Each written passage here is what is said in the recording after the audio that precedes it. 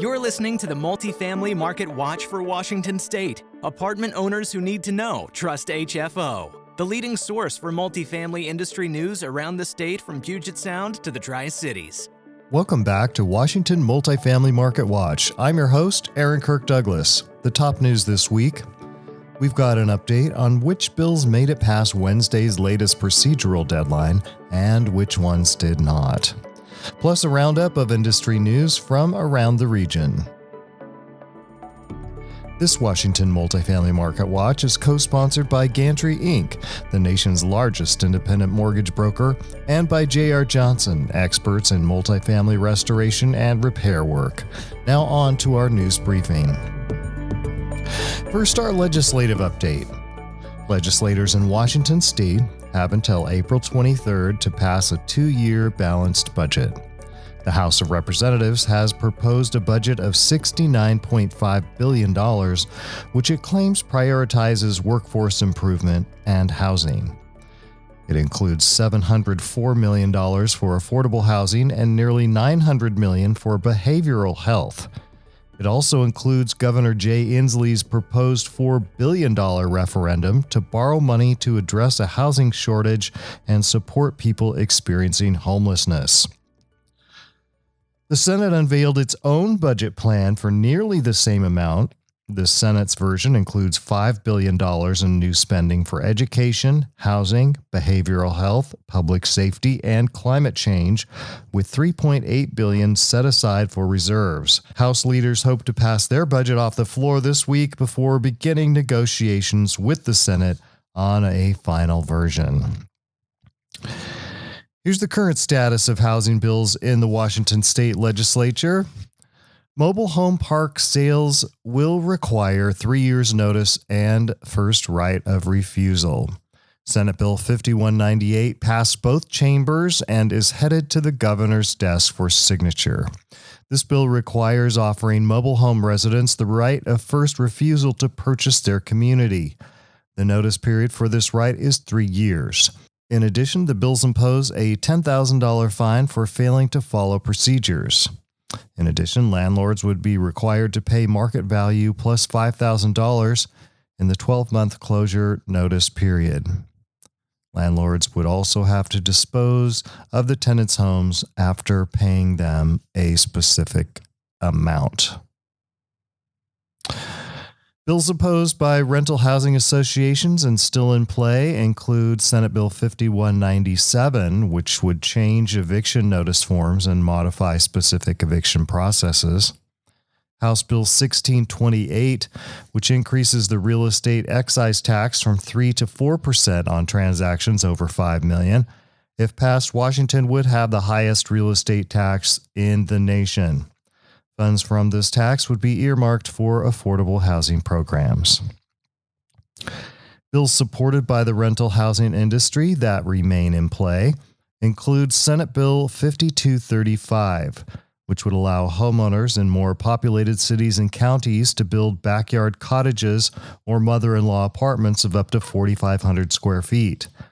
AARP pushed an ad campaign selling this idea as a leg up for intergenerational households, and folks in the real estate world see this as a way to boost property values of aging homes sitting on valuable land. Senate Bill 5235 was amended last week to exempt local governments from permitting ADUs in a neighborhood if it meant sparking a wastewater hazard. House Bill 1337 cleared the Senate Committee on Local Government, Land Use, and Tribal Affairs last Tuesday after a change canceling a preemption of off-street parking mandates. This bill previously blazed through the House by 81 to 15, merging SB 5235 and HB 1337, both on ADUs, remain a distinct possibility in the coming weeks. Senate Bill 5466, which would encourage transit-oriented development, is moving ahead. Senate Bill 5491, which would allow for one exit stairwell in residential buildings to reduce construction costs and potentially increase density, is moving forward. House Bill 1042, which would require cities to enable the conversion of an existing building for multifamily purposes if existing zoning would allow for it. Also moving ahead is HB 110, missing middle housing, which would increase middle housing in areas traditionally dedicated to single-family detached homes. Senate Bill 5290 on permit streamlining. This bill would require local governments to exclude interior alterations from site plan review and help local governments move towards digital permitting processes. This bill was introduced in the House after a public hearing and was referred to appropriations on March 28th. Bills that are dead. Bills opposed by the industry that have died include statewide rent control, a bill allowing local versions of rent control, a House bill that would have required 6 months' notice of rent increases over a certain amount and would have allowed tenants to terminate their leases without a penalty, a bill requiring registration of rental and vacant properties, a bill enabling increases of the local property tax revenue growth limit, a bill allowing local government design review, a housing court pilot program, a bill requiring landlords to substantiate the cost of damages withheld from a deposit with repair estimates, invoices, or other documentation. Bills supported by the industry that have died include these: a bill to establish a housing gap voucher program, Senate Bill 5118 and House Bill 1350, which would have expanded the multifamily tax exemption program and promoted the development of long-term affordable housing. House Bill 1245, which would have made it easier to split lots into two pieces of property so a new house could be built in what used to be a backyard. The idea passed the House 94-2, but died last Tuesday in the Senate Committee on Local Government, Land Use, and Tribal Affairs. In other news from around the region, Seattle fundamentals. Yardi Matrix report that Seattle's multifamily fundamentals began moderating in response to the deteriorating economic landscape in February. Rent growth turned negative toward the end of last year, and occupancy rates declined slightly to 95.4%. Seattle's unemployment was back to pre-pandemic levels, with the job market adding 82,600 jobs in the October year-over-year data. A record 12,400 apartment units were delivered, with another 26,000 and some underway. Even so, the number of construction starts remains down. Seattle's multifamily investment volume amounted to $4.4 billion in 2022, nearly matching the $4.7 billion from 2021.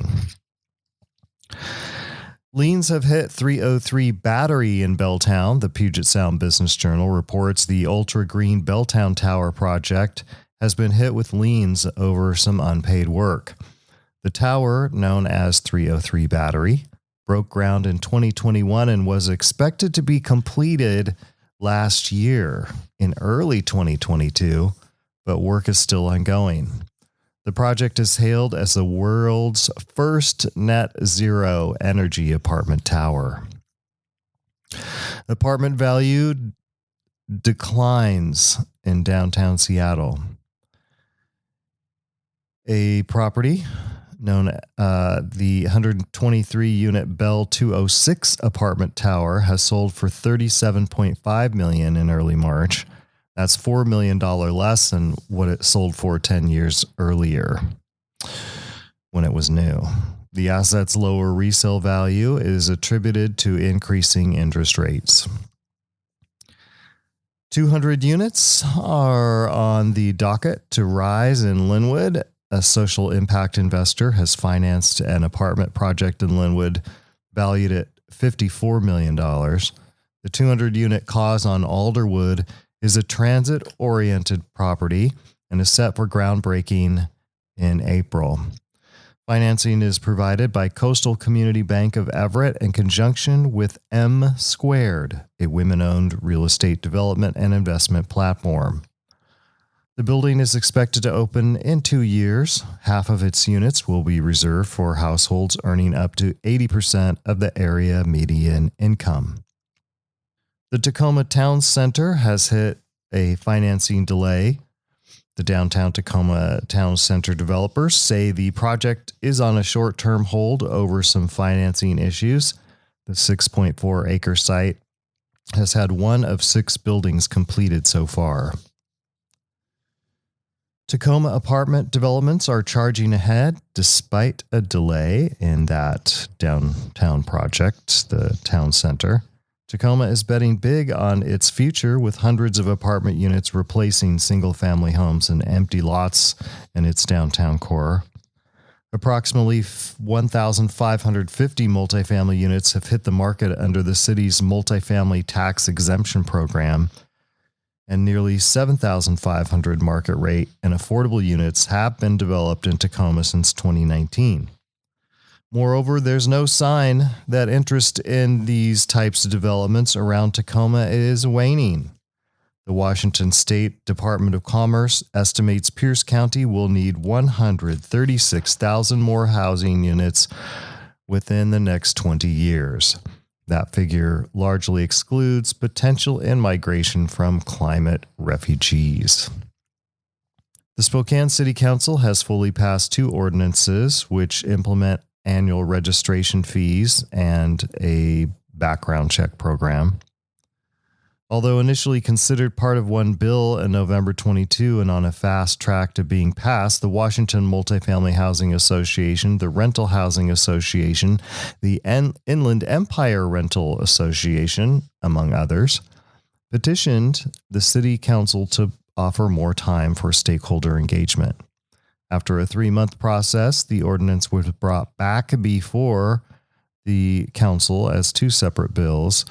One created a $15 per door fee, down from the proposed $25. In addition, the ordinance clarifies it is a fee levied by the city and not the housing provider. The second bill includes creating a Spokane-specific portable background credit check program and several enforcement mechanisms and supportive tenant funds, including a legal assistance fund. The bill also allows housing providers to maintain their current background check practices. Bellingham has adopted a 4-month rent increase notice requirement. On March 13th, Bellingham's City Council passed an ordinance requiring all rent increases be preceded by a 120-day notification. This regulation took effect on March 28th. We'll have more legislative updates in a couple of weeks as potential new laws reach their final procedural hurdles. Don't forget to subscribe to both of HFO's Multifamily Market Watch podcasts for Oregon and Washington. We dig through all the news so you don't have to. Our entire office specializes in multifamily real estate, making HFO the largest multifamily brokerage in the Pacific Northwest. Your success is our passion. Build your legacy with HFO. Call 503-241-5541 or visit our website at hfore.com for more information. HFO is an affiliate of the Global Real Estate Advisor Network.